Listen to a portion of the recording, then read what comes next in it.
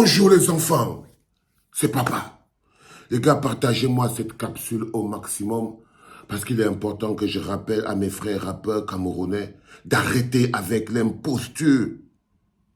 Arrêtez avec l'imposture, les gars.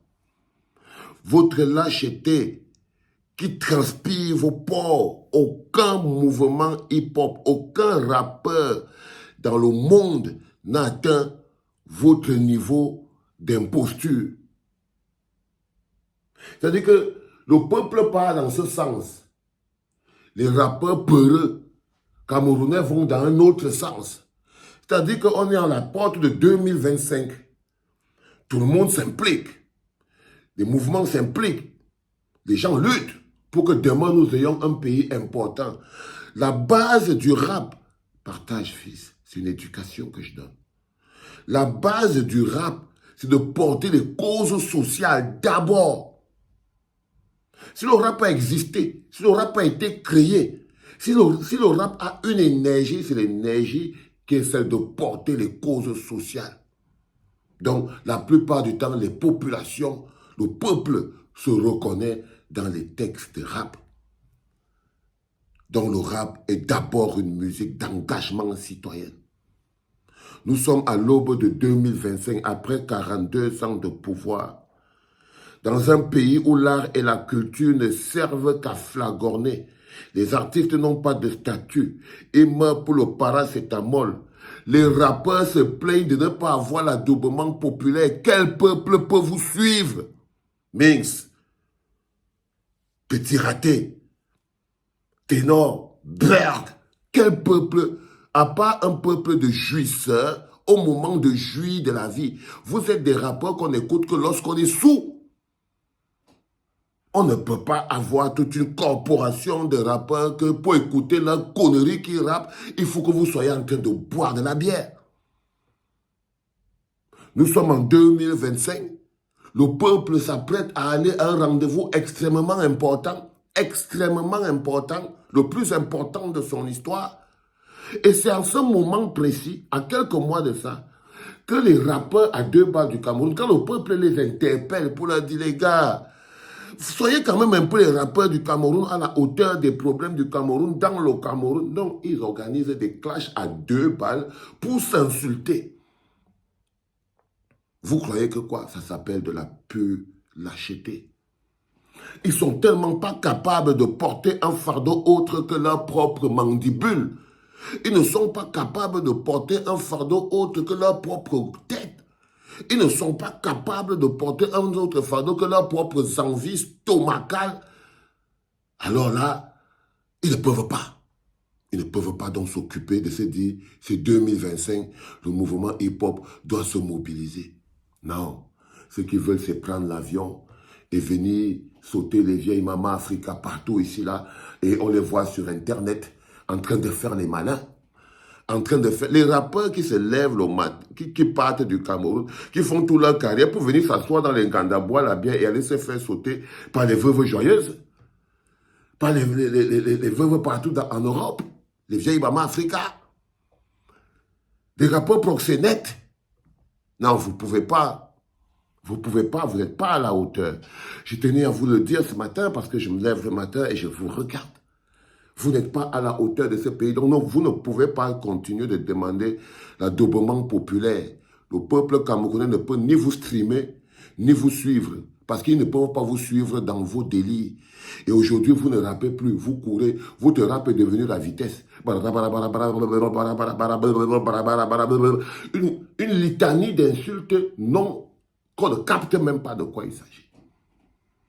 Qu'on ne capte même pas, vous ne pouvez pas remplir même le moindre box. Aucun Camerounais au Cameroun ne devrait aller regarder le concert d'un rappeur camerounais à l'heure-ci. À l'heure-ci. Aucun. Parce que vous n'êtes pas à la hauteur. Vous n'êtes pas le rap. Vous n'existez pas. Vous êtes des copieurs, des petits sockers qui se retrouvent face à une responsabilité. Il y a des gars qui sont venus m'écrire que voilà, quand tu fais le concours, toi-même, viens rapper ici. Frère, je n'ai pas le passeport. Et tu sais pourquoi ils m'ont enlevé ce passeport. Mais il ne s'agit pas de moi.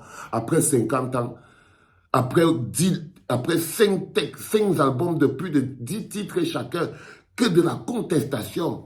Il n'y a pas quelque chose que je trouve que je n'ai pas encore dit avec ma bouche, que je n'ai pas encore dit. Et je crois que le peuple a besoin d'entendre d'autres voix. Petit concours est sur la table. Ils se font pipi dessus. La cagnotte est passée de 1 750 000 à... Il y a deux donateurs qui ont ajouté 600 000, un et 100 000 autres. Donc, non, 500 000, un et 100 000 autres, ça fait 600 000. Il y a un petit qui a même dit qu'il va participer, mais il va cotiser. C'est-à-dire que les Camerounais se bousculent pour venir faire grossir cette cagnotte. On est déjà pratique entre 1 750 000 et 600 000, ça fait combien? Ça fait 2 250 000, mais puis ça fait 350 000. Avant, si on continue à cette allure à mobiliser les gens, je peux me retrouver avec 5 millions à la fin de l'année, ou du mois et tout. Et ce sera toujours une cagnotte. Pourquoi? Parce que les Camerounais veulent que les rappeurs camerounais s'impliquent. On a lancé ce concours, on dit non à la candidature de Paul Biya en 2025.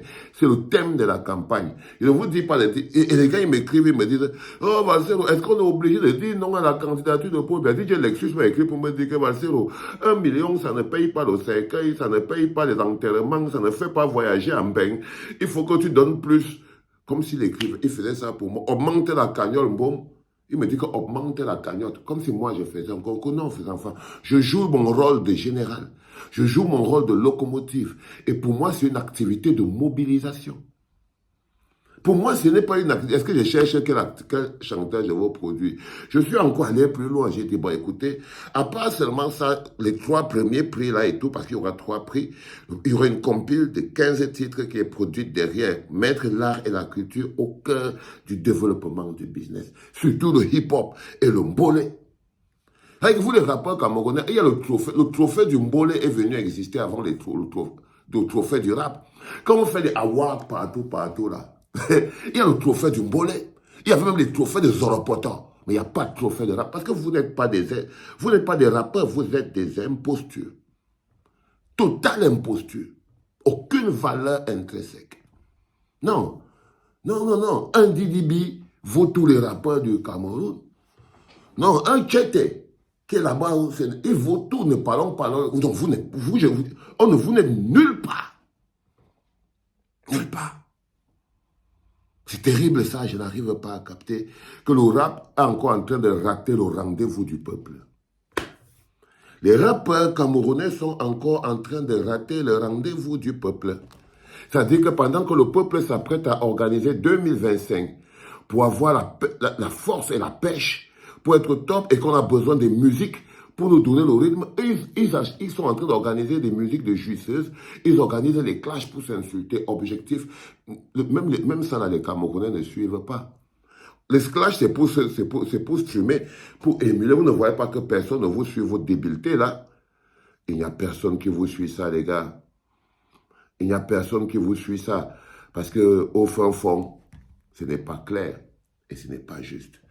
Le premier podcast de ce matin était pour vous donner ça comme petit déjeuner, et 2, pour vous donner tous les éléments nécessaires que j'ai de nouveau à ma possession par rapport à ce concours très très important organisé par le Bloc populaire. Première chose, les musiques tirées de l'IA sont interdites. Ça concerne les chanteurs et les rappeurs. Pas d'IA. Toutes les musiques faites avec l'IA sont annulées. Et on a tous les éléments pour tester. Donc, il faut mettre de côté tout ce qui est fait par musique IA, parce que c'est un truc qui est pour les chanteurs, pour les musiciens, pour les gens qui veulent avoir une carrière, qui veulent mettre l'art et la culture au cœur du développement. Il y a le concert en septembre. Les 3 premiers sont en première partie, donc gros concert en septembre sur Paris. On va faire comment? L'IA ne vient pas sur ça. OK? Donc, tout ce qui est IA, il faut annuler, ça ne fonctionne pas. On va augmenter la cagnotte. Il y a le concert sur Paris pour les 3 premiers. Il y a la compilation de 15 titres qui sera produite. Et le thème générique, c'est non à la candidature de Paul Biya. Vous pouvez mettre ça sous tous les sens. Vous pouvez mettre ça. Et vous n'avez pas dit non à la candidature de Paul Biya ou non à la candidature. Non, vous n'avez pas nous réduire un texte à ça. Non, il y a des arguments. Donc vous pouvez argumenter, vous pouvez ouvrir, arrêter. Et je vous explique ça pourquoi. Parce que je suis obligé de mettre un peu de dedans. Ils sont en train de trembler comme vous n'avez jamais vu. Aucun d'eux n'a trouvé la force d'écrire un mot. Ils sont capables de s'échapper là au Cameroun pour 50 000. Mais la peur veut qu'ils ont pratiquement 1 500 000 déjà pour le gagnant, mais non, ils sont encore en train de flipper. Donc, je voulais vous dire que ce n'est pas la peine de vous mettre hors sujet et de mettre le peuple hors sujet. Papa va remettre ça au milieu. Hein. Le concours du Bloc populaire, la chanson concours Bloc populaire, thème non à la candidature de Paul Biya. Je vous donne le numéro de téléphone où vous pouvez commencer à envoyer tous vos éléments de communication, où vous pourrez poser toutes vos questions. C'est un numéro WhatsApp, il est important que vous le preniez. Donc. Et vous aurez également une adresse mail pour pouvoir participer. Donc, vous aurez un numéro de téléphone, vous l'avez là-haut, ou bien vous l'avez en commentaire. Vous avez une adresse mail, vous avez là-haut, ou bien vous l'aurez en commentaire et tout. Ce sont les contacts où vous pourrez déposer vos chansons ou poser des questions pour pouvoir avoir un peu plus d'informations. Le plus important, et je vous le redis encore, pas de IA. Pas de IA. OK? C'est pour les artistes. Allez, les enfants, c'était le tout premier podcast de la journée en direct de la clinique. C'était papa.